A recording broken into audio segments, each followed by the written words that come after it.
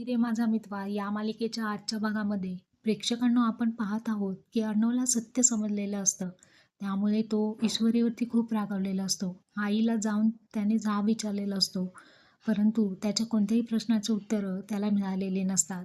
आता चिडलेला अर्णव हा ईश्वरीवरती सुद्धा नाराज असतो. घराबाहेर येऊन शेकोटीमध्ये या दोघांचे छान छान असणारे फोटोज अल्बममधून काढून तो जाळत असतो. इकडे आपण पाहतो की ईश्वरी अर्णवची ही अवस्था आणि हे रुद्ररूप पाहून तिला सुद्धा खूप वाईट वाटतं.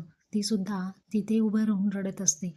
अर्णव म्हणत असतो, नेहमी हे सगळं माझ्याबाबतच का होतं? I am sorry I.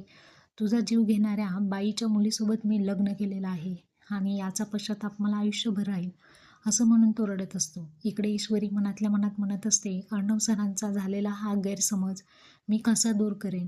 अर्णवसुद्धा खूप रडत असतो. त्याला वाईट वाटत असतं. इतक्यात अंजली तिथे येते आणि ईश्वरी